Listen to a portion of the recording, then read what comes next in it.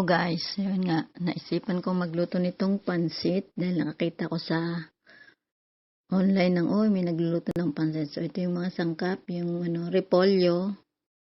So yan, hiniwa ko na siya, sibuyas, bawang. Hiniwa ko na rin siya. Tapos itong baboy siya na hiniwa ko ng maliliit, yan. Tapos yan, syempre yung carrots, lalagyan ko siya ng carrots, yan. So, yan, carrots na yan, na yan, hiwa-hiwa, ang nabili. Tapos, yan, meron akong hipon. Yan, frozen na hipon yan. Yan, ginisa na natin yung yung ating, inuna kong ginisa itong baboy kasi nga naman.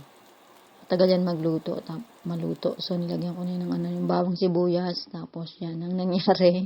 Oh, no! Natapon yung ibang pansit. Nasira yung plastic. So, yan. Nilagay ko na yung pansit sa baboy na ginisa. Siyempre, next natin yung yung mga sangkap, yung mga gulay. So, siyempre, yung pansit masarap yan kapag may gulay. So, ito, nilagay ko na rin yung aking hipon. Yan, hipon. Yan yung mga hipon. Ayan, para mas masarap yung aking pansit. So, ayan. Malapit na siyang maluto. Yung aking pansit.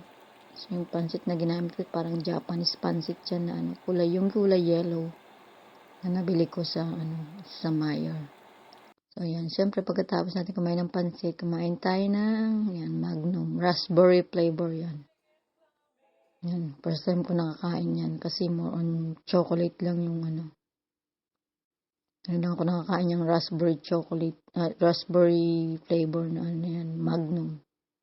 So, yan, tas bigla kaming napasugod, bigla kaming umalis, kasi yung aking stepdaughter, meron siyang audition sa kanyang school. So, kailangan niya ng dress. So, ngayon, nandito kami sa Kohl's. Pumunta kami ng Kohl's ng mabilisan lang. So, maghahanap siya ng dress na para sa kanyang audition bukas. So, dito sa Kohl's, yung mga tinda rito is mga may branded, may hindi branded, pero may mahal. Siyempre, yung mga branded, mahal yan. So, siyempre, yung binili namin yung lang, yung sales, yan. Namimili siya dyan ng dress na gusto niyang bilhin.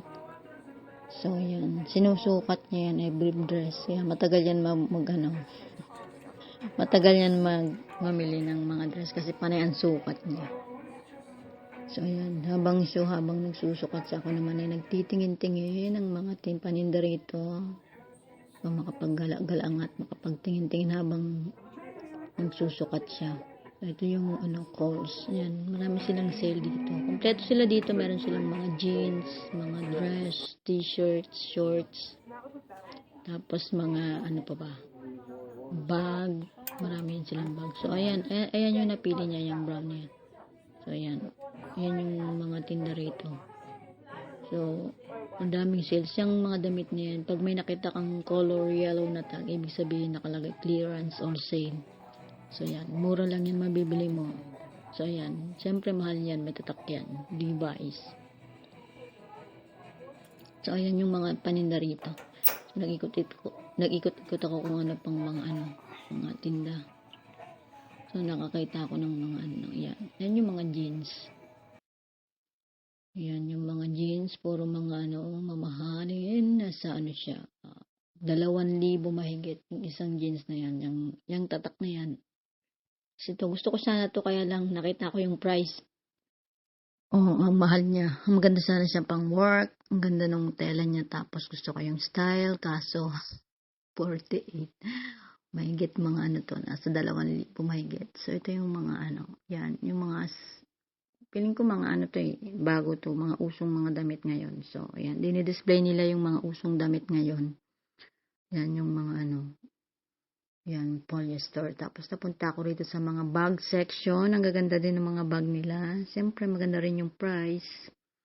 Yan, window shopping pa more.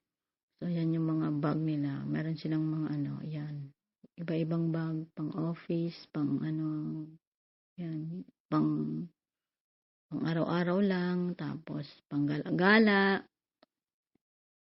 Yan yung mga bag, wallet, shoulder bag.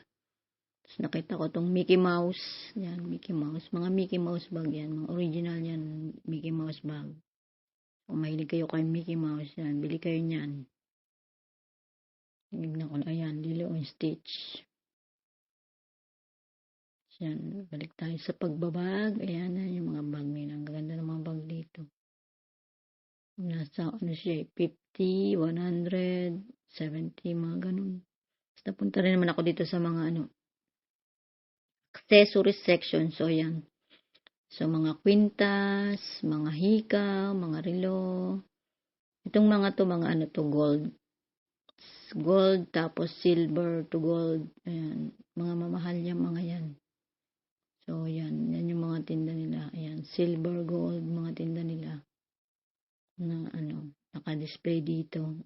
Ayan, meron silang Disney. Yung makita nyo. So, mga original na, yan. Oh, ayan. Meron silang diamonds.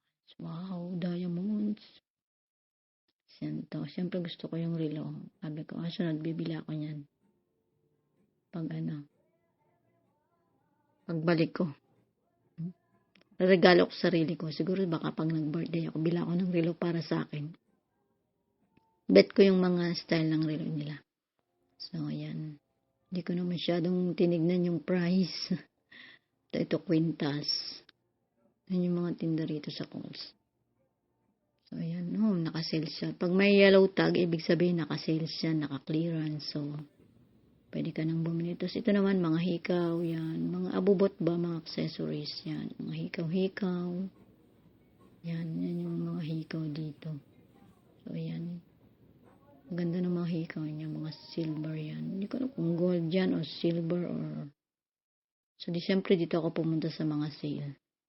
So, lang isa lang, $5, $6, may $3. So, ako ng magagandang hikaw para sa akin. So, ayan yung mga hikaw. Ang ganda niya. Ang ganda rin naman yan, mga yan. So, siya, yung $10 original price nila ng $6, $5. Yan, pauwi na kami. Ginabi na kami. Kasi gabi na lang taga kami nakarating dito, mga 7. So, mga 9 p.m. So, yung nakikita nyo, medyo madilim yung daan. Medyo nagaano na. Padilim na. Yan yung magandang halamanan. Yun lang. Thank you.